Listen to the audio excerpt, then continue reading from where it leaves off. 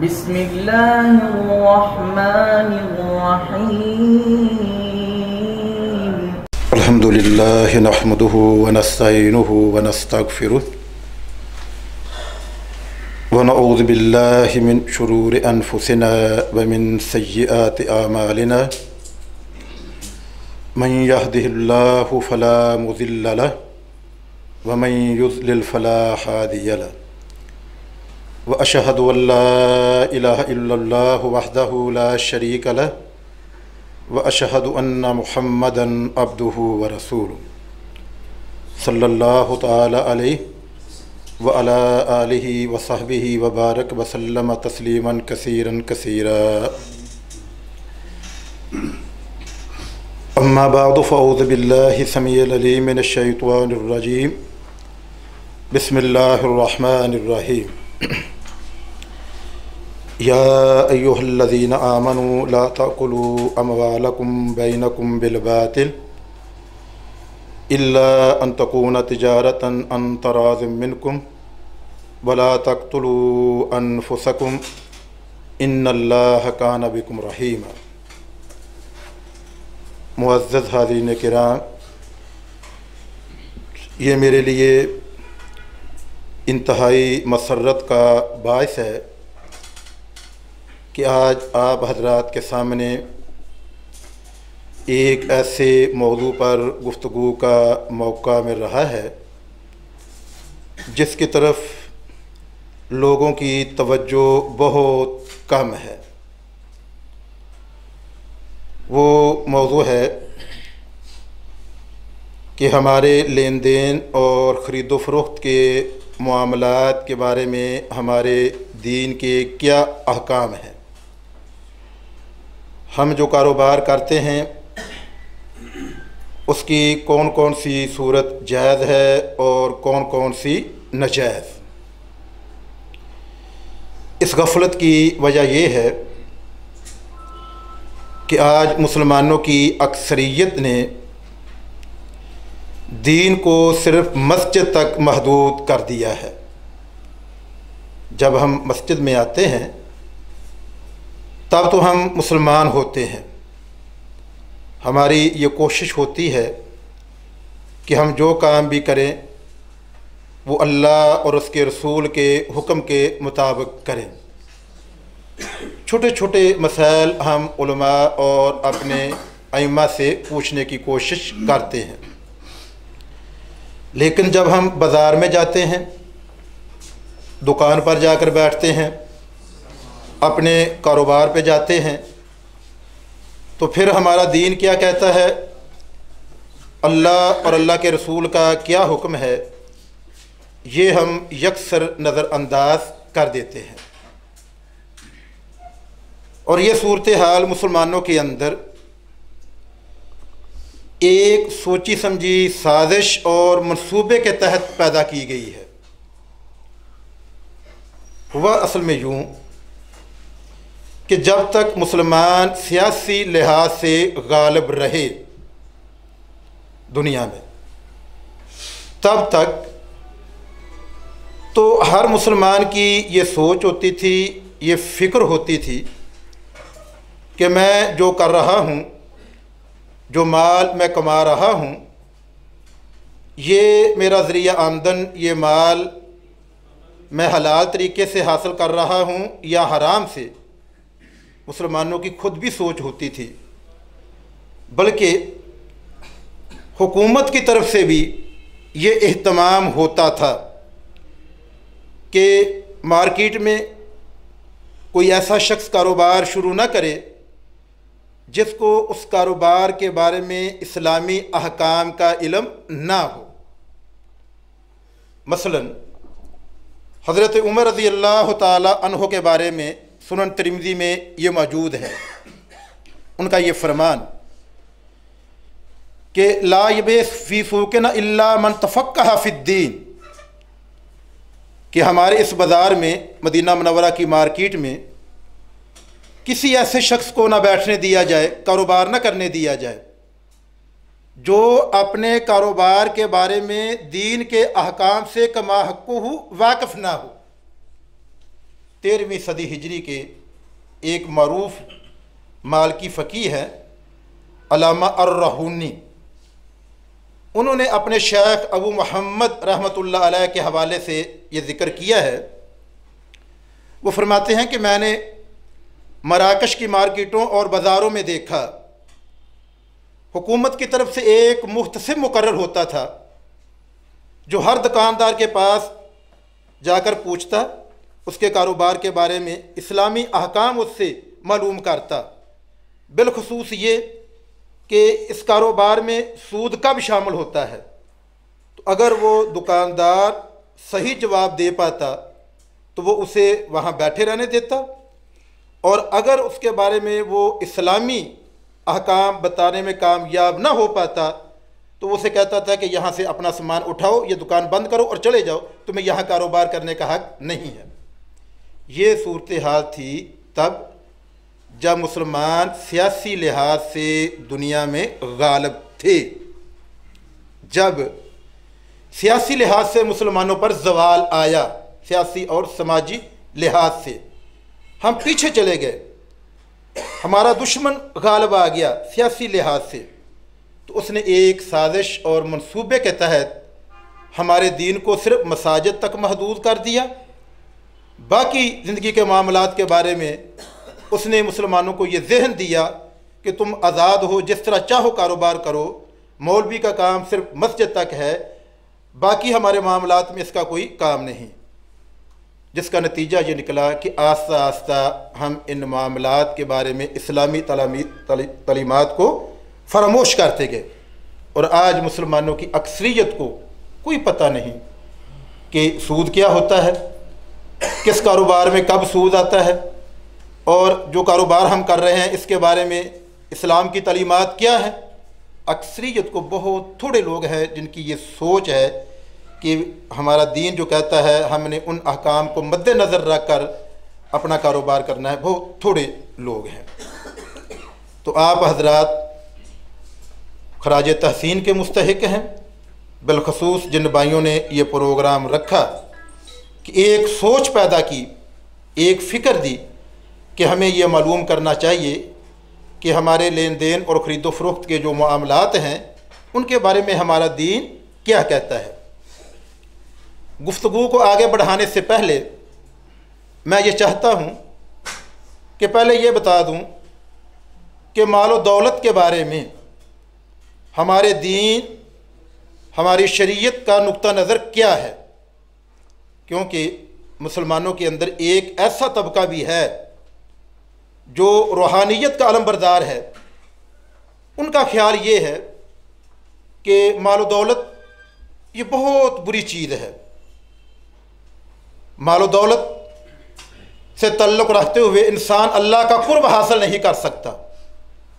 अगर कोई शख्स अपने नफ्स का तज़किया करना चाहता है, अल्लाह का मुकर्रब बनना चाहता है, तो उसे दुनिया को खैरबाद कहना होगा। ये एक सोच हमारे अंदर मौजूद है, बिलखसूस उस तबके में जो खानगाहों से तल्लुक़ रखता है और जो ख़ुद को रूहानियत का अलम बरदार कहता है। इसलिए मैं ये चाहता हूँ कि सबसे पहले आपको ये बता दूँ कि मालो दौलत के बारे में इस्लाम का नुक्ता नज़र क्या है। इस्लाम दुनिया के मालो दौलत को किस नज़र से देखता है। मालो दौलत के बारे में कुरान पाक में 5 किस्म के अल्फाज इस्तेमाल हुए हैं। दुनिया का मालो दौलत, सादो सामान, इसके बारे में, इसके हक़ में कुरान पाक में 5 अल्फाज इस्तेमाल हुए हैं। सबसे पहले खैर का लफ्ज़ इस्तेमाल हुआ है कि अल्लाह ने मालो दौलत को, दुनिया के सादो सामान को खैर के लफ्ज़ से ताबीर किया है। मसलन सूरह बकरा में अल्लाह ताला ने जहाँ वसीयत के इब्तदाई अहकाम बयान किए हैं, वहाँ ये इरशाद फरमाया, कुतिबा अलैकुम इज़ा हज़रा अहदकुमुल मौत इन तरका खैरा अल वसीयतु। कुतिबा अलैकुम इज़ा हज़रा अहदकुमुल मौत इन तरह का खैरनिल वसीयतु, कि जब तुम में से किसी की मौत का वक़्त आ जाए और वो अपने पीछे खैर छोड़कर जा रहा हो तो उसके ऊपर वसीयत करना फ़र्ज है। और ये उस दौर की बात है कि जब अभी वरासत के अहकाम नाज़िल नहीं हुए थे। तो यहाँ खैर से मुराद है माल दौलत, कि मरने वाला अपने पीछे जो माल दौलत छोड़कर जा रहा है, जिसको अल्लाह ताला ने खैर के लफ्ज़ से ताबीर किया है, तो फरमाया कि उसके बारे में वो वसीयत करके जाए। ये एक लफ्ज़।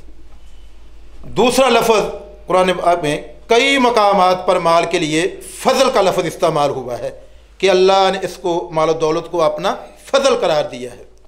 मसलन सूरह बकरा में एक जगह इरशाद फरमाया, लैसा अलैकुम जुनाहुन अन तब्तगू फ़ज़लन मिन रब्बिकुम। अल्लाह ताला फरमाते हैं कि दौरान हज के मनासिक अदा करने के साथ साथ अगर तुम अपने रब का फ़ज़ल तलाश करो तो तुम्हारे ऊपर कोई गुनाह नहीं है। यहाँ फ़ज़ल से मुराद कारोबार है, दुनिया का माल दौलत है। तो अल्लाह ताला ने कारोबार को, दुनिया के माल दौलत को अपने फ़ज़ल से ताबीर किया है, पहले खैर से और फिर किससे? फ़ज़ल से। सूरह जुमा में भी अल्लाह ताला फरमाते हैं, या अय्युहल्लज़ीना आमनू इज़ा नूदिया लिस्सलाति मिन यौमिल जुमअति फ़स्औ इला ज़िक्रिल्लाहि वज़रुल बैअ ज़ालिका खैरुल लकुम इन कुंतुम तालमून फ़इज़ा क़ुज़ियतिस्सलातु फ़ंतशिरू फ़िल अर्ज़ि वब्तगू मिन फ़ज़लिल्लाह, कि जब जुमे की नमाज हो जाए, तुम जुमा पढ़कर फारुग हो जाओ तो अब ज़मीन में फैल जाओ, अपने कारोबार पे चले जाओ, अपनी दुकानों पे चले जाओ। फ़ब्तगू मिन फ़ज़लिल्लाह, और अल्लाह का फ़ज़ल तलाश करो। तो यहाँ भी फ़ज़ल से मुराद क्या है? माल दौलत, ये कारोबार, इसको अल्लाह ताला ने फ़ज़ल से। और सूरह मुज़म्मिल में भी अल्लाह ताला ने फरमाया व आखरून यज़रिबून फ़िल अर्ज़ि यब्तगून मिन फ़ज़लिल्लाह। तो यहाँ भी दुनियावी कारोबार और माल दौलत को फ़ज़ल के लफ्ज़ से तबीर किया गया है। तीसरा लफ्ज़ है मरगूबात दुनिया। अल्लाह ताला फरमाते हैं कि दुनिया का साजो सामान, ये माल दौलत वो चीज़ें हैं जिनकी मोहब्बत फितरी तौर पे अल्लाह ने इंसान के दिल में रखी है। मरगूबात दुनिया यानी फितरी तौर पे इंसान इन चीज़ों को चाहता है। चुनाचे सूरह आले इमरान में ये इरशाद फरमाया, ज़ुय्यिना लिन्नासि हुब्बु शहवाति मिनन निसाइ वल बनीना वल क़नातीरिल मुक़न्तरति मिनज़ ज़हबि वल फ़िज़्ज़ति वल ख़ैलिल मुसव्वमति वल अनआमि वल हर्स ज़ालिका मताउल हयातिद दुनिया। तो ज़ुय्यिना लिन्नासि हुब्बु शहवाति, अल्लाह ताला फरमाते हैं कि ये वो चीज़ें हैं जिनकी मोहब्बत इंसान के दिल में डाल दी गई है। इंसान फितरी तौर पे इन चीज़ों को चाहता है। चौथा लफ्ज़ माल दौलत के लिए कुरान ने इस्तेमाल किया है क़ियाम। क़ियाम का मतलब है कि सहारा, जिसके सहारे इंसान ये दुनिया की ज़िंदगी गुजार सकता है। इसके बगैर इंसान दुनिया की ज़िंदगी नहीं गुजार सकता, किसी काम का नहीं। इंसान की कोई ज़रूरत ही पूरी नहीं हो सकती माल दौलत के बगैर। चुनाचे सूरह निसा में इरशाद फरमाया, वला तुस्सुफ़हा अमवालकुम अल्लती जअलल्लाहु लकुम क़ियामा, कि ये तुम्हारा माल जो अल्लाह ताला ने तुम्हारी ज़िंदगी का सहारा बनाया है, इसे नदानों के हवाले ना करो, वो इसको ज़ाया कर देंगे। इसको संभाल कर रखो, देखभाल कर इसको किसी के हवाले करो। तो यहाँ अल्लाह ताला ने दुनिया के माल को क़ियाम कहा है, जो हमारी ज़िंदगी का सबसे बड़ा सहारा है, जिसके बगैर हम दुनिया की ये ज़िंदगी नहीं गुजार सकते। पांचवा लफ्ज़ अल्लाह ताला ने कुरान पाक में माल दौलत के हक़ में जो इस्तेमाल किया वो है ज़ीनत। चुनाचे सूरतुल कहफ़ में इरशाद फरमाया कि अलमाल वल बनून ज़ीनतुल हयातिद दुनिया, ये माल औलाद बिलखुसूस ये तुम्हारे बेटे, फरमाया ज़ीनतुल हयातिद दुनिया, ये दुनिया की ज़िंदगी की ज़ीनत है, दुनिया की ज़िंदगी की बहारें इससे है, दुनिया में खूबसूरती इसके सहारे है। ज़रा तसव्वुर करें ना, अगर इंसान के पास माल ना हो, औलाद ना हो, तो उसकी ज़िंदगी में कोई रंग होगा? कुछ भी नहीं होगा, बिल्कुल फीकी, रूखी, बेमज़ा उसकी ज़िंदगी होगी। तो अल्लाह ताला फरमाते हैं अल माल वल बनून ज़ीनतुल हयाति दुनिया, कि माल और बेटे, तुम्हारी औलाद, ये तुम्हारी ज़िंदगी की रौनक है। दुनिया में सारी चहल पहल इसकी बदौलत है। ये माल ही है जिसकी वजह से बड़े बड़े आप प्लाजे खड़े कर लेते हैं, जिसकी बदौलत आप बड़ी खूबसूरत गाड़ियाँ खरीदते हैं, जिसकी बदौलत आप रहने के लिए अच्छा मकान बनाते हैं, जिससे खर्च करके आप पहनने के लिए अपने आप की अपनी जीनत के लिए अच्छा लिबास आप खरीदते हैं। तो अल्लाह ताला ने इसको दुनिया की रौनक और जीनत करार दिया है। तो ये माल जिसको अल्लाह ताला कभी खैर कह रहे हैं, कभी अपना फ़ज़ल कह रहे हैं, कभी ये कह रहे हैं कि इंसान की फ़ितरत में इसकी मोहब्बत शामिल है, कभी ये कह रहे हैं कि ये तुम्हारी ज़िंदगी का सहारा है, इसके बगैर तुम्हारी ज़िंदगी बेमज़ा है, और कभी फरमा रहे हैं कि ये तुम्हारी ज़िंदगी की रौनक है। तो जिस तरह इस माल को हासिल करना अल्लाह का फ़ज़ल है, खैर है, ये चूँकि फ़ज़ल और खैर है, इसलिए हमारा दीन ये कहता है कि इसकी हिफाजत भी करनी चाहिए, इसको ज़ाया नहीं करना चाहिए। ये माल जो बड़ी मेहनत से इंसान कमाता है, खून पसीना एक करके अपनी रातों की नींद और दिन का सुकून बर्बाद करके जो माल हासिल करता है, अल्लाह फरमाते हैं कि ये मेरा फ़ज़ल, ये मेरा इनाम है जो मैं तुम्हें अता कर रहा हूँ। तुम्हें ये इजाज़त नहीं कि तुम इसे फजूल कामों पे खर्च करो, बेजा इसे उड़ाते फिरो। फरमाया कि इसे सोच समझ कर अपनी ज़रूरतों पर, जायज़ ज़रूरतों पे खर्च करो, इसकी कोई ममानत नहीं, लेकिन अलल्ले तलल्ले उड़ाना, बेजा खर्च करना और गुनाह के कामों पे खर्च करना, फरमाया कि इसकी इजाज़त नहीं। आप सुनते रहते हैं उलमाए कराम से और पढ़ते भी रहते हैं कि कुरान ने मुबस्सिरीन और जो फजूल खर्च लोग हैं उनको शैतान का भाई करार दिया है, जो बेमकसद कामों पे माल खर्च करते हैं। अल्लाह ताला फरमाते हैं कि ये लोग शैतान के भाई हैं जो मुझे पसंद नहीं है। और फिर हुज़ूर सल्लल्लाहु ताला अलैहि वसल्लम ने इसकी हिफाजत को भी जहाज से तबीर किया है। फरमाया कि अगर कोई शख्स अपने माल की हिफाजत करता हुआ मारा जाए तो वो शहादत की मौत मरेगा। चुनांचे मशहूर हदीस है, मन कुतिला दूना मालिही फहुवा शहीद। जो शख्स अपने माल की हिफाजत करता हुआ मारा जाए, कि कोई चोर डाकू उससे माल छीनने के लिए आया है, तो एक तो ये है ना कि आप अपनी जान बचाने के लिए कहे लो भाई ये ले जो, नहीं मेरी जान छोड़ो, मुझे कुछ ना कहें, एक ये है, इसकी भी इजाज़त है। तो कोई आदमी जान बचाना चाहता है, ठीक है माल दे दे, अपनी जान बचा ले। लेकिन अगर कोई आदमी अड़ जाता है कि भाई इतनी मेहनत से मैंने माल कमाया है, तुम्हें क्यों दूँ, तुम कौन होते हो, ये सोचकर कि इस तरह के लोगों की हौसला शिकनी करनी चाहिए। अब चुप करके उनको बटवा पकड़ा दिया जाए, मोबाइल दे दिया जाए, आखिर क्यों कोई आदमी मुज़ाहमत करता है और उसके नतीजे में मारा जाता है। तो अल्लाह के पाक पैगम्बर सल्लल्लाहु ताला अलैहि वसल्लम ने उसे शहीद का इज़ाज़ बख्शा। फरमाया मन कुतिला दूना मालिही फहुवा शहीद। जो अपने माल की हिफाजत करता हुआ मारा जाए वो शहादत के मर्तबे पर फैज़ होगा। ये तो है माल और दौलत के बारे में इस्लाम का नुक्ता नज़र। वो आगे चल के मैं बताता हूँ कि कुरान ने फितना भी कहा है, तो वो किन मानों में कहा है। अब सवाल ये पैदा होता है कि फिर इस्लाम और सरमायादाराना निज़ाम में फ़र्क क्या हुआ।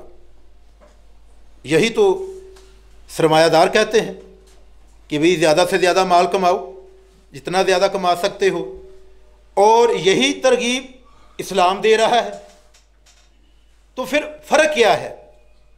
तो ये फ़र्क हैं तीन लिहाज से, इस्लाम के नुक्ता नज़र और सरमायादारी निज़ाम में माल और दौलत के बारे में तीन एतबार से फ़र्क है। नंबर एक, इस्लाम ये कहता है कि ये माल और दौलत तुम्हारी ज़रूरत है, तुम्हारी ज़रूरत है, लेकिन ये तुम्हारी ज़िंदगी का मकसद नहीं। सब कुछ यही नहीं, ये समझ लो कि अल्लाह ने सिर्फ़ और सिर्फ हमें दुनिया कमाने के लिए पैदा किया है। इसलिए बाकी अपने सारे फ़रैज़ फरामोश करके दिन रात इंसान जो है वो दुनिया के पीछे भाग रहा है, माल के पीछे भाग रहा है, दुनिया दुनिया, माल माल माल। फरमाया कि ये तुम्हारी ज़रूरत है, लेकिन ये तुम्हारी ज़िंदगी का मकसद नहीं है। तुम्हारी ज़िंदगी का मकसद क्या है? वमा खलक़तुल जिन्ना वल इंसा इल्ला लियअबुदून। अल्लाह फरमाते हैं कि मैंने तुम्हें अपनी इबादत के लिए पैदा किया है। ये तुम्हारी एक ज़रूरत है, इसको सिर्फ ज़रूरत की हद तक रखो, इसको अपने दिमाग के ऊपर सवार ना करो कि हर वक्त इंसान दिन रात जो है वो सोया हुआ भी माल के बारे में सोचता रहे, दुनिया के बारे में ही सोचता रहे। सुनन तिरमिज़ी में पैगम्बर इस्लाम सल्लल्लाहु ताला अलैहि वसल्लम की एक मशहूर दुआ है जो आप अपने सहाबा को सिखाया करते थे। लंबी दुआ है। उस दुआ का एक हिस्सा ये है, अल्लाहुम्मा ला तजअल दुनिया, अल्लाहुम्मा ला तजअल दुनिया अकबर हम्मिना वला मबलगा इल्मिना। ऐ अल्लाह, ये दुनिया, ये मालो दौलत मेरा सबसे बड़ा फिक्र और दुख ना बना कि हर वक्त मैं इसके बारे में सोचता रहूं, हर वक्त इसके बारे में सोचता रहूं कि कहाँ से कितना मुझे माल हासिल होना है। मेरे दिमाग में और कोई फिक्र ही सवार ना हो, सबको मैं भूल जाऊँ, अल्लाह का हक भी भूल जाऊँ, अपने माँ बाप का हक भी भूल जाऊँ, बहन भाइयों के हकूक़ भी भूल जाऊँ, और हर वक्त बस माल माल माल माल करता फिरूँ। वला मबलगा इल्मिना, और ना ही मेरा मबलग इल्म दुनिया को बना कि जो मैंने इल्म हासिल किया है इससे मैं हर वक्त कि दुनिया कैसे हासिल करनी है, दुनिया कैसे हासिल करनी है। फरमाया कि मबलग इल्म ये नहीं होना चाहिए, इल्म का मकसद ये नहीं होना चाहिए। इल्म का मकसद ये होना चाहिए कि मैंने अपने आप को संवारना है, मैंने एक शाइस्ता इंसान बनना है, ये नहीं कि मैंने ज़्यादा पैसा कैसे कमाना है। तो इस्लाम ये कहता है कि ये तुम्हारी ज़रूरत है, लेकिन इसको अपने दिलो दिमाग के ऊपर सवार ना करो। मौलाना रूमी का नाम आपने सुना हुआ है ना, मौला रूम। अच्छा, उन्होंने ये मसला बड़े अच्छे तरीके से समझाया है। वो कहते हैं कि ये दुनिया का साजो सामान, ये मालो दौलत, इसकी हैसियत पानी की है, इसकी हैसियत पानी की, ये पानी की मनिंद है। और इंसान एक कश्ती है, खुद इंसान जो है ये एक कश्ती है, और ये मालो दौलत ये क्या है? पानी। अब कश्ती पानी के बगैर नहीं चल सकती, इंसान दुनिया में मालो दौलत के बगैर नहीं गुजारा कर सकता। ज़रूरतें हैं ना इंसान की, कुछ भी एक ये सूट नहीं खरीद सकता, कुछ भी नहीं खरीद, जूता नहीं खरीद सकता, कोई चीज़ पैसे के बगैर नहीं मिलेगी, ज़रूरत है। तो जिस तरह कश्ती बगैर पानी के नहीं चल सकती, इस तरह इंसान भी दुनिया में मालो दौलत के बगैर ज़िंदगी नहीं गुजार सकता। वो फरमाते हैं कि वो पानी उसी वक़्त तक मुफीद होता है जब तक कश्ती के नीचे आगे पीछे दाएं बाएं रहे। जब कश्ती में दाखिल हो जाए तो फिर क्या है? कश्ती को डुबो देगा, कश्ती गर्क हो जाएगी।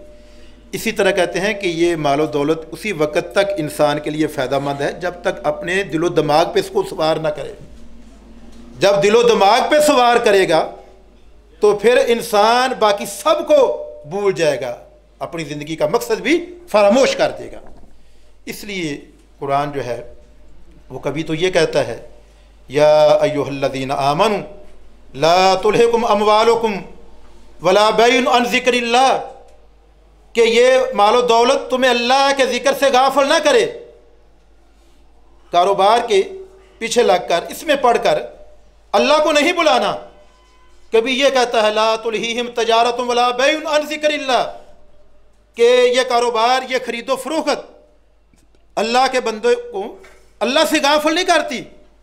इंसान कहता है कि मैंने कारोबार भी करना है, दुकान भी करनी है, लेकिन अपने रब का हक भी अदा करना है। जिस मकसद के लिए अल्लाह ने मुझे पैदा किया है वो मकसद भी मैंने पूरा करना है। ये है पहला फ़र्क इस्लाम और आम दुनियादारों में, जिसे हम सरमायादार कहते हैं, सरमायादाराना निज़ाम में। सरमायादाराना निज़ाम कहता है कि बस तुम्हारी ज़िंदगी का यह मकसद है, पैसा कमाओ पैसा कमाओ पैसा कमाओ। आज नौजवान नस्ल को क्या ज़हन दिया जाता है? यही ना कि पैसा किस तरह कमाना है, तुम्हारे पास मालो दौलत किस तरह आ सकती है, तुम अपना बैंक बैलेंस कैसे बढ़ा सकती हो। चुनांचे आज हमारी अक्सरियत हर वक्त पैसा पैसा पैसा पैसा पैसा कर रही है। तो इस्लाम कहता है कि ये तुम्हारी ज़िंदगी का मकसद नहीं, तुम्हारी ज़रूरत है, इसको सिर्फ ज़रूरत की हद तक रखो। एक फ़र्क। दूसरा फ़र्क ये है कि सरमायादाराना निज़ाम में ये है कि तुमने पैसा कमाना है, जैसे भी कमाओ, जो काम भी करो, जो काम भी करो। कोई मॉडल करना चाहती है वो मॉडल करे, पैसा कमाए। कोई फनकारी करना चाहता है, अदाकारी करना चाहता है, वो कहते करे अदाकारी, पैसा आना चाहिए उसके पास। कोई सिंगर बनना चाहता है, वो कहते हैं बने सिंगर, पैसा आना चाहिए। कोई नौजवान लड़की अपना जिस्म फरोख्त करना चाहती है, वो कहते हैं ठीक है, वो पैसा आना चाहिए, अपनी इस्मत बेचे, अपना जिस्म फरोख्त करे, पैसा आना चाहिए। जबकि इस्लाम क्या कहता है? इस्लाम कहता है कि नहीं, पैसा कमाओ लेकिन एक हद के अंदर। ये नहीं है कि तुम हर काम करने के लिए तैयार हो जाओ, अपनी इज्जत ही बेचने के लिए तैयार हो जाओ कि बस पैसा मिलना चाहिए। आज दुनिया में कितने, हजारों नहीं लाखों की तादाद में, बल्कि इस करोड़ों की तादाद में ऐसे लोग हैं कि जिनके नज़दीक इज्जत इस्मत कोई अहमियत नहीं रखती। वो ये सोचते हैं कि बस पैसा हमें कहाँ से आता है। कुरान ये कहता है कि नहीं। मुख्तलिफ मकामात पे कुरान ने इसके बारे में अहकाम दिए हैं। कहीं ये फरमाया वमिनन्नासि मन यश्तरी लहवल हदीस लियुज़िल्ल अन सबीलिल्लाह बगैर इल्म व यत्तखिज़हा हुज़ुवा, कि कुछ वो लोग हैं कि जो लहवुल हदीस, फजूल चीज़ें, गाफिल कर देने वाली चीज़ें, इस तरह के काम वो इसलिए ये करता है ताकि लोगों को गुमराह करे। ये सारी चीज़ें जो है ना, ये एक्टिंग, मॉडलिंग, ये सिंगिंग, ये जिस्म फरोशी, ये सारी इसी में आती है। जितने भी बेहयाई के काम हैं सारे इसी में आते हैं। सूरह नूर में इरशाद फरमाया कि इन्नल्लज़ीना युहिब्बूना अन तशिय्यल फ़ाहिशतु फ़िल्लज़ीना आमनू लहुम अज़ाबुन अलीमुन फ़िद दुनिया वल आखिरा, कि जो लोग मुआशरे में, मुसलमान मुआशरे में बेहयाई को फ़रोग़ देना चाहते हैं, आम करना चाहते हैं, फरमाया कि दुनिया में भी उनके लिए अजाब है और आखिरत में भी उनके लिए अजाब होगा। सरमायादाराना निज़ाम में क्या है कि कोई बैंक खोलना चाहता है, खोल कर बैठ जाए, सूदी कारोबार करे, वो कहते करना चाहिए, पैसा आना चाहिए। इस्लाम ये कहता है या अय्युहल्लज़ीना आमनुत्तकुल्लाह वज़रू मा बकिया मिनर रिबा इन कुंतुम मुमिनीन, कि सूद से बाद आ जाओ, छोड़ दो सूद को, ये अल्लाह और अल्लाह के रसूल से जंग है। तो पैसे के लिए इस्लाम में हर काम करने की इजाज़त नहीं है, वही काम करने की इजाज़त है जिनकी इजाज़त अल्लाह और अल्लाह के रसूल ने दी है। जबकि सरमायादाराना निज़ाम में क्या है कि जो मर्ज़ी करो। कोई खतून बाज़ार हुस्न में बैठकर अपनी इज्जत बेचना चाहती है तो वो कहते हैं बेचे, पैसा कमाए। इस्लाम इसकी इजाज़त नहीं देता। कितने फ़र्क हो गए? दो। तीसरा फ़र्क है कि सरमायादार कहता है कि जिस तरह चाहे कारोबार करो, कोई पाबंदी नहीं, जिस तरह वो चाहे कारोबार करे, कोई पाबंदी नहीं। इस्लाम कहता है कि नहीं, कारोबार भी तुमने वो करने हैं, वो काम करने हैं जिनकी इजाज़त अल्लाह और अल्लाह के रसूल ने दी है। जिन कामों से, जिन कारोबारों से अल्लाह और अल्लाह के रसूल ने मना किया है, वो तुम्हें करने की इजाज़त नहीं। और जो काम करने हैं वो करने भी उन अहकाम की पाबंदी के साथ हैं जो अल्लाह और अल्लाह के रसूल ने दिए हैं। इंसान आज़ाद नहीं, अल्लाह और अल्लाह के रसूल की मर्ज़ी का पाबंद है। आगे बढ़ने से पहले एक उसूल ये याद रखें, बुनियादी उसूल ये आप में से हर एक को अज़बर होना चाहिए, वो ये है कि एक शोबा है हमारी ज़िंदगी का इबादात, जिसको हम इबादात कहते हैं, और दूसरा शोबा है मुआमलात। इबादात के बारे में ये उसूल है कि अल अस्लो फिल इबादात अल हुरमा, इबादात में असल ये है हुर्मत। मतलब ये है कि कोई भी इबादत जो इंसान करना चाहता हो उसके बारे में ये देखा जाएगा कि अल्लाह और अल्लाह के रसूल ने इसकी इजाज़त दी है या नहीं, अल्लाह के रसूल से ये चीज़ साबित है या नहीं। अगर साबित हो जाए तो करे, अगर साबित नहीं तो उसकी इजाज़त नहीं होगी, वो काम बिदअत कहलाएगा। ये देखा जाएगा कि आया कुरान में ये चीज़, इसको इबादत करार दिया गया है, अल्लाह के पाक पैगंबर ने ये काम किया है, आपने इसको इबादत करार दिया है। अगर तो कुरान और हदीस से साबित हो जाए तो फिर ठीक है, वरना पाबंदी है। मामलात के बारे में यह है कि अल अस्लो फिल मामलात अल इबाहत, मामलात में असल जवाज़ है। मतलब ये है कि कारोबार की हर वो सूरत जायज़ है, लेन देन खरीदो फरोख्त की हर वो शक्ल जायज़ है जिससे इस्लाम ने रोका नहीं। सिर्फ कारोबार की वो सूरतें ममनू हैं, हराम हैं, जिनसे कुरान और हदीस ने मना किया है कि ये काम तुमने नहीं करना। इस फ़र्क को समझे कि ये फ़र्क क्यों है। इबादात में तो ये है कि तुम अपनी ज़िंदगी अपनी मर्ज़ी से कोई काम नहीं कर सकते, तुम्हें देखना पड़ेगा कि कुरान क्या कहता है, हदीस क्या कहती है। जबकि मामलात में आज़ाद हो, अगर कोई कहता है कि ये कारोबार हराम है, उसे कहा जाएगा कि भाई दिखाओ कुरान में कहाँ लिखा है हराम है, हदीस में कहाँ लिखा है हराम है। अगर वो दिखा दे तो हराम है, अगर नहीं दिखा सकता तो हम वो करेंगे, वो जायज़ है। ये फ़र्क क्यों है? ये जो उसूल बनाया है अहले इल्म ने, जो अभी मैंने आपके सामने ज़िक्र किया, ये उसूल क्यों बनाया गया है या इस्लाम ने ये इजाज़त क्यों दी है? इसलिए कि मामलात तो हज़ारों लाखों हैं और क़यामत तक पता नहीं कितने कारोबार सामने आने थे, लेन देन की कितनी सूरतें पैदा होनी थी। तो अगर उन सब का अल्लाह अल्लाह के रसूल ज़िक्र करने बैठ जाते तो ये हमारे लिए बड़ा मुश्किल होना था। हमारे लिए ना सैकड़ों हज़ारों शक्लें हैं कारोबार की, तो अब एक एक के बारे में अगर जिक्र करते, और दूसरा फिर ये है कि पता नहीं क़यामत तक अभी कितनी और शक्लें सामने आनी हैं, तो ये मुमकिन नहीं था कि एक एक का नाम लेकर जो है ना वो बताते। तो इसलिए कहा कि इसके बारे में तुम आज़ाद हो, अपने माहौल के मुताबिक, अपने मुआशरे के मुताबिक, जो तुम्हारे मुआशरे में राज है तुम वो काम करो। लेकिन एक पाबंदी, एक पाबंदी, वो असूल तुम्हें देखना पड़ेगा कि ये जो हम काम कर रहे हैं इसके बारे में कहीं अल्लाह और अल्लाह के रसूल ने कोई पाबंदी तो नहीं लगाई कि ये काम तुमने नहीं करना। जहाँ जो इस्लाम के मकासद हैं, मकासद शरिया, ये काम उन मकासद में से किसी मकसद से टकरा तो नहीं रहा, ये हमें देखना पड़ेगा। इस हवाले से भी हमारे रब ने हम पे ये करम फरमाया कि वो उसूल कोई बहुत ज़्यादा नहीं है, पाबंदियाँ बहुत ज़्यादा नहीं हैं, बस एक मुख्तसर सी जो है ना वो फ़रिस्त वो हमें दे दी है कि बस ये हैं 3-4 पाबंदियाँ तुम्हारे ऊपर, इनका तुमने ख्याल रखना है।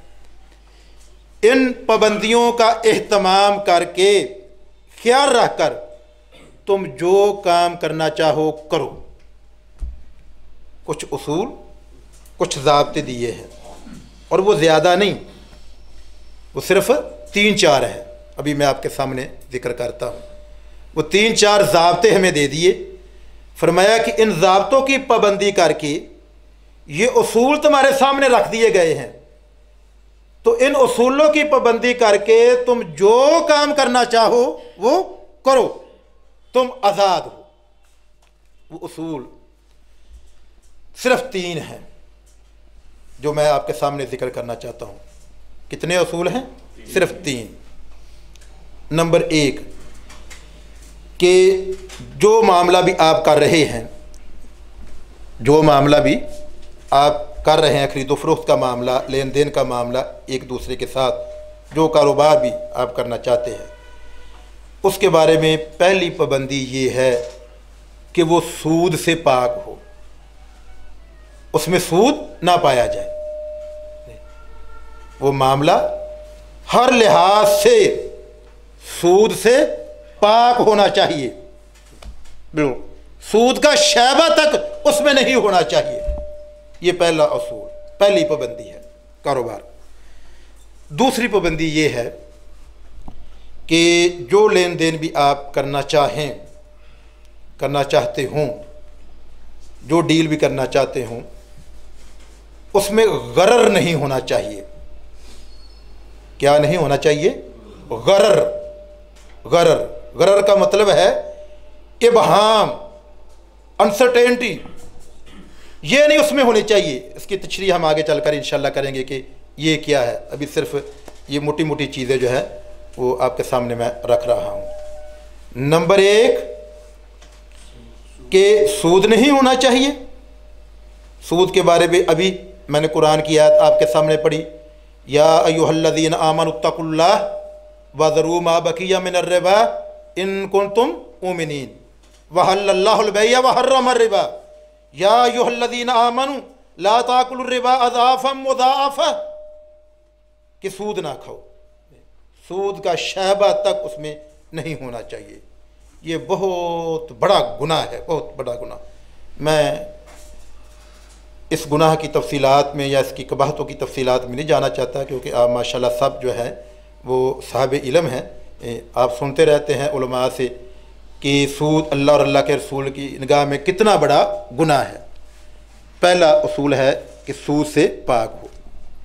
दूसरा उसूल है कि वो मामला गरर से पाक हो।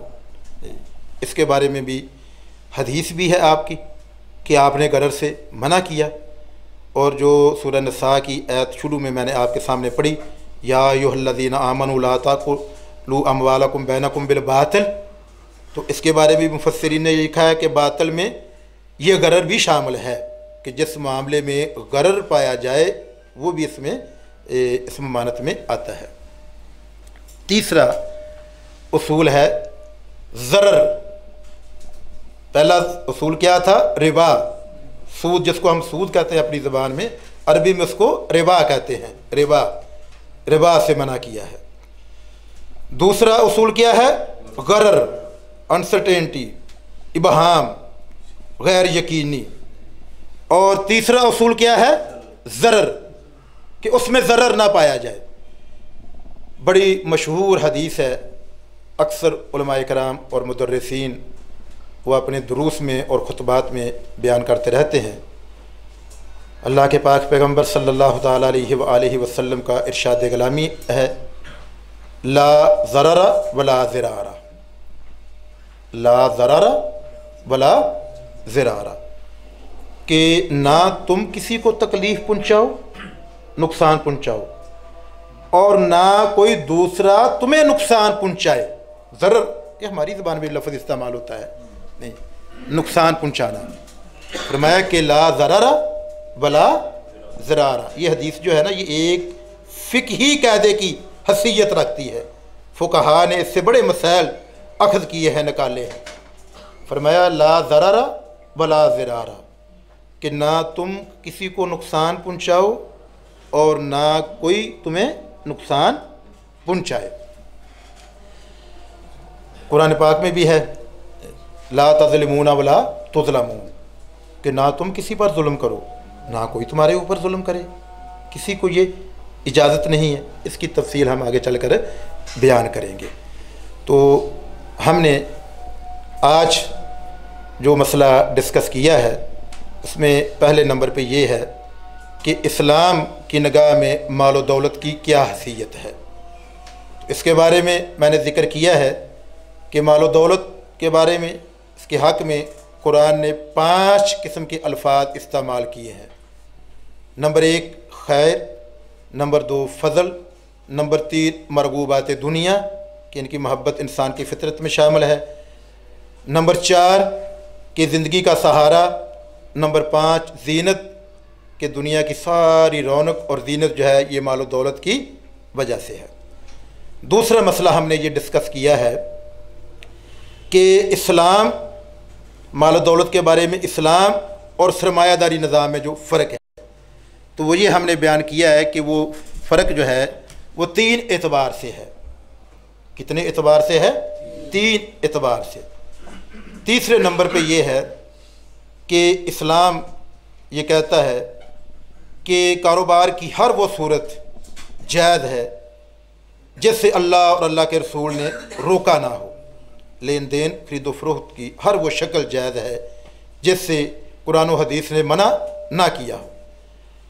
अब वो कौन कौन सी सूरतें हैं जिनसे कुरान और हदीस ने मना किया है, उसके बारे में मैंने 3 उसूल आपके सामने रखे हैं। नंबर 1 कि जो मामला आप करना चाहते हैं उसमें रिबा शामिल ना हो, सूद शामिल ना हो। जहाँ सूद आएगा, बल्कि सूद का शैबा भी अगर किसी जगह पाया गया तो वो मामला क्या हो जाएगा? हराम हो जाएगा। नंबर 1। नंबर 2 कि जो मामला आप करना चाहते हैं, जो डील करना चाहते हैं, उसमें किसी भी लिहाज से गरर नहीं होना चाहिए, गरर शामिल ना हो। जहाँ गरर आएगा वो काम क्या हो जाएगा? हराम हो जाएगा। और तीसरी सूरत जो है, तीसरा कायदा, तीसरा उसूल वो है ज़रर। ज़रर ये हमारी ज़ुबान में भी इस्तेमाल होता है। इसका मतलब ये होता है नुकसान पहुँचाना। इसकी तफसील जो है वो आगे हम इंशाल्लाह बयान करेंगे। तो वो क्या है कि जहाँ ज़रर आ जाएगा कि जिस लेन देन में दूसरे को नुकसान पहुँच रहा हो, दूसरे को नुकसान पहुँच रहा है, उससे इस्लाम ने मना किया है। अच्छा, इन उसूलों की तशरीह तो हम इंशाल्लाह अगले प्रोग्राम में जब भी वो होगा उसमें ज़िक्र करेंगे। तो इसके साथ एक बात जो है वो आपने और याद रखनी है, वो है कि ये हदायत जो मैंने आपके सामने 3 उसूल रखे हैं, ये हदायत हैं उसूली। ये हदायत क्या हैं? उसूली। कि उसूल ये बयान कर दिए गए कि ये उसूल हैं लेन देन के। इसके साथ साथ कुछ अखलाकी हदायत हैं, कुछ अखलाकी हदायत हैं। वो अल्लाह के पाक पैगंबर ने एक ही हदीस में तकरीबन वो सारी बयान कर दी हैं। बड़ी मशहूर हदीस है कि आप फरमाते हैं, अरबाउन इज़ा कुन्ना फ़ीका फ़ला अलैका मा फ़ातका मिनद दुनिया। ए इंसान, जब तेरे अंदर 4 खूबियाँ पैदा हो जाएं, तो अपने अंदर 4 औसाफ पैदा कर ले, तो उन औसाफ की वजह से तुझे अगर बहुत भारी मुनाफे से भी हाथ धोना पड़े तो तुझे पछतावा नहीं होना चाहिए। ये बड़ी प्यारी हदीस है, मैं आपकी तवज्जो चाहूँगा। फरमाया अरबाउन इज़ा कुन्ना फ़ीका, 4 औसाफ ऐसे हैं, 4 खूबियाँ ऐसी हैं, ए इंसान जब तेरे अंदर वो पैदा हो जाएं, फ़ला अलैका मा फ़ातका मिनद दुनिया, तो इनकी वजह से अगर तुझे बड़े भारी पराफर से हाथ धोना पड़े, तू महरूम हो जाए इन्हें इख्तियार करने की वजह से, कि किसी जगह से लाखों रुपए आ रहे थे प्रॉफिट में, करोड़ रुपए की दिहाड़ी लग रही थी, लेकिन इन औसाफ में से किसी वसफ की वजह से, इन खूबियों में से कोई खूबी इख्तियार करने की वजह से वो मुनाफा आपके हाथ से जाता रहा, तो आपने फरमाया कि तुझे पछतावा नहीं होना चाहिए। कौन कौन सी हैं? नंबर 1 हिफ्ज़ अमाना, अमानतदारी। और ये कारोबारी लोगों के बारे में ये याद रखना, ये हदीस जो है ना, फ़ला अलैका मा फ़ातका मिनद दुनिया के अल्फाज ये बता रहे हैं कि आप कारोबारी लोगों को हदायत दे रहे हैं।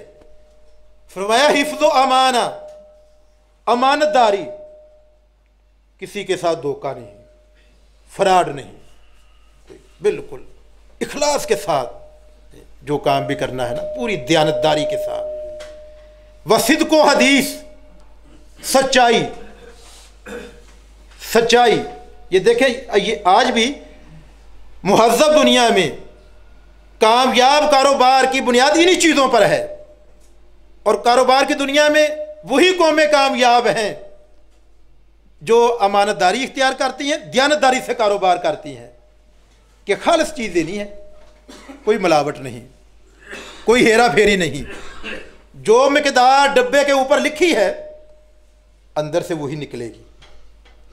ये नहीं है कि ऊपर तो लिखा हुआ है नहीं 1 किलो और अंदर से निकले 800 ग्राम, ऐसा नहीं, जो मिकदार ऊपर लिखी हुई है ना वही निकलेगी। बस सिद्को हदीस, सच्चाई, सच्चाई कि सच बोलना है, झूठ नहीं बोलना। नुकसान होता है तो हो जाए, मेरी लाखों की करोड़ों की दिहाड़ी नहीं लग रही तो ना लगे, मैंने झूठ नहीं बोलना। वह सिद्को हदीस, वह हुस्नो खली का तीसरी हद है, ये एक ही हदीस है। फरमाया अच्छा रवैया, अच्छा अखलाक। आप बता सकते हैं कि कभी बद अखलाक दुकानदार के पास भी इंसान दोबारा जाए, एक जगह से सौदा ले, उसका रवैया अच्छा ना हो, वो बद अखलाकी से पेश आए, तो दोबारा मजबूरी से तो वहाँ जा सकता है, खुशी से कोई वहाँ नहीं जाता। हुस्नो खलीका, फरमाया अच्छा अखलाक, अच्छा रवैया, नरमी, शेर चश्मी। मैं 2 हदीसें आपको यहाँ और सुनाना चाहूँगा इसी हवाले से। बुखारी शरीफ में आपकी ये बड़ी मशहूर हदीस है, आपने दुआ दी, फरमाया रहमल्लाहु इमरान, अल्लाह उस शख्स पे रहम फरमाए। ये कौन दुआ दे रहा है? नबी आखिरुज़्ज़मान। दुआओं के लिए ना हम ढूंढते फिरते हैं, कभी कोई बुजुर्ग तो कभी कोई उधर, हजरत मेरे लिए दुआ कर देना, हजरत मेरे लिए दुआ कर देना, कभी किसी को गोडों को हाथ लगाते हैं जी हजरत दुआ फरमाना। तो यहाँ पैगंबर नबी दो जहां दुआ दे रहा है, फरमाया रहमल्लाहु इमरान समहन, अल्लाह रहम फरमाए उस शख्स पे जो नरम रवैया इख्तियार करता है, अच्छा रवैया इख्तियार करता है। कब? इज़ा बाआ वाइदश्तरा वाइदक्तदा, जब कोई चीज़ बेचते हुए या खरीदते वक्त, दोनों मौके पे, बेचते वक्त भी नरम रवैये की ज़रूरत होती है और ख़रीदते वक्त भी, क्योंकि बाद औक़ात इंसान जो है ना मामूली से फ़र्क पे की कीमत पे अड़ जाता है, मूली से कीमत पे खरीदते वक्त मैं नहीं लेता। तो फरमाया कि नहीं, वहाँ भी नरम रवैये की ज़रूरत होती है कि यार 2-4 पैसे की क्या बात है, कोई मसला नहीं है, वो ठीक है कि आप भाव ताव करें, उसकी कोई ममानत नहीं, इजाज़त है, बल्कि आपने पसंद किया है। फरमाया वाइज़िक्तज़ा, कि जब किसी से कर्ज लेना, हक लेना हो, तो उस वह हक लेते वक्त भी अगर वो नरम रवैया इख्तियार करे। और बुखारी शरीफ में दूसरी हदीस है, आपने पहली उम्मतों में से एक वाक़या बयान किया, फरमाया कि एक शख्स फौत हुआ तो हुक्म हुआ कि इसका एहतसाब किया जाए। जब उसका नामा अमाल खोला गया तो उसके पल्ले में एक भी नेकी नहीं थी, बिल्कुल खाली हाथ वहाँ हाज़िर हो गया अल्लाह की बारगाह में। तो फरिश्ते कहने लगे कि भाई हमारे पास तो तुम्हारा कोई रिकॉर्ड नहीं, कोई याद कर लो, कोई नेकी तुम्हें याद होगा कहीं की हो। कहने लगा नहीं मुझे तो कोई याद नहीं, सारी ज़िंदगी कारोबार ही करता रहा हूँ, मुझे नहीं याद कभी मैंने नमाज़ पढ़ी हो, कभी रोज़ा रखा हो, कोई नेकी मुझे याद नहीं है, मेरे इल्म में कोई नहीं है। बुखारी शरीफ में आता है फरिश्ते फिर कहेंगे कि फिर सोच लो, याद कर लो, जहन पे बोझ डालो, शायद कोई ना कोई नेकी तुम्हें याद आ जाए। तो वो अपने जहन पे बोझ डालने के बाद कहेगा कि नहीं कोई नेकी नहीं, अलबत्ता हाँ एक नेकी याद आ गई मुझे। कहता जी कि मैं कारोबार करता था और उधार पे करता था, लोगों को उधार देता था, तो जब लेने का मौका आता तो खुशहाल शख्स जो अदायगी पे कादिर होता था उसको मैं मज़ीद मोहलत दे देता कि चलो यार वो ठीक है महीने बाद दे जाना, कोई बात नहीं, तुमने 7 तारीख को देने थे ना, 7 दिसंबर को, वो कोई बात नहीं, 7 जनवरी को दे देना, अभी तुम्हें ज़रूरत होगी इस्तेमाल कर लो। मैं उसको मौका देता था। और जो तंग दस्त होता था, जो अदायगी कर ही नहीं सकता होता था, तो मैं अपने मुलाजिमों से कहता चलो यार इसका नाम काट दो, छोड़ दो, इसको माफ़ कर दो। तो फरमाया ये बस एक मुझे नेकी याद है, पता नहीं ये अल्लाह को कबूल है या नहीं। तो फरमाया कि अल्लाह ने फरमाया कि मेरे बंदे, तू मेरे बंदों के साथ इतना नरम रवैया इख्तियार करता था, जा मैंने तुझे माफ़ किया, मैं भी तेरे साथ नरमी करता हूँ। ये रवैया अल्लाह को बहुत पसंद है। अल्लाह बनिए वाला रवैया पसंद नहीं करता कि लोहे का थन बन जाए आदमी लेन देन के वक़्त, कि अड़ जाए कि नहीं जनाब, नहीं, लोहे का थन बनना अल्लाह को पसंद नहीं है, शेर चश्मी अल्लाह को पसंद है। वो मशहूर हदीस है, आपने हदायत दी थी कि जब वज़न करो फ़अर्जे, ज़रा झुकता हुआ दो, ज़रा झुकता हुआ दो। ये अल्लाह वह हुस्न खलीका, वो जो हदीस में बयान करूँ उसको फिर ज़हन में लाए। वह हिफ्ज़ो अमाना, अमानतदारी, दयानतदारी, व सिद्क़ो मकाल, सच बोलना, सच्चाई, व हुस्न खलीका, और अच्छा रवैया, नरमी, अच्छे अखलाक के साथ पेश आना। फरमाया व तोमतुन फ़ी व इफ़्फ़तुन फ़ी तोमा, आखिरी चौथी, व इफ़्फ़तुन फ़ी तोमा। फरमाया कि हलाल हराम का फ़र्क मलहूज़ रखना, ये एहतमाम करना कि कहीं दूसरे का पैसा नजायज़ मेरी तरफ ना आ जाए। मैंने नजायज़ पैसा नहीं कमाना, लोगों की खाल नहीं उतारनी। हराम हलाल का फ़र्क मलहूज़ रखें। अच्छा, अब आप मुझे बताएं, सारे माशाल्लाह आप बाशऊर लोग हैं कि दुनिया में कारोबार इन्हीं उसूलों पे चलता है ना, कि इनसे हटकर भी कोई है? आज जो बड़ी बड़ी मल्टीनेशनल कंपनियां हैं जिनका कई मुल्कों में कारोबार है, तो जिनका नाम सुनते ही हम कोई चीज़ खरीद लेते हैं, तो उनको ये मुकाम क्यों हासिल हुआ कि वो दयानतदारी के साथ काम करते हैं, सच बोलते हैं, अच्छा अच्छे अखलाक के साथ वो पेश आते हैं, अच्छा रवैया होता है कस्टमर के साथ उनका, हलाल हराम का फ़र्क वो मलहूज़ रखते हैं, लोगों की जेबें नहीं काटते, खाल नहीं उतारते। यही चीज़ें हैं ना। तो ये है कि हमारा दीन जो है वो हमें ये हदायत देता है कि एज़ ए मुसलमान हम अगर कारोबार करें तो हमें किन बातों को मद्देनज़र रखना चाहिए। तो आज यही जो 4 चीज़ें हैं ना, जो ये हदीस मैंने बयान की है, ये आप अपने ज़हन में रखें कि कारोबार की बुनियाद जो है वो इन 4 बातों पे है कि दयानतदारी, सच्चाई, अच्छा रवैया और हलाल व हराम का फ़र्क, कि नजायज़ पैसा नहीं, ये नहीं कि बस नहीं मेरी जेब में आ जाए, इसको कुछ मिले या ना मिले, ये कारोबार की बुनियाद है। और कारोबार करते वक्त जिन उसूलों को मद्देनज़र रखना है, वो 3 असूल मैंने आपके सामने ज़िक्र किए हैं। अल्लाह हमें अमल की तौफ़ीक़ अता फ़रमाए। व आखिर दावाना अनिल हम्दुलिल्लाहि रब्बिल आलमीन।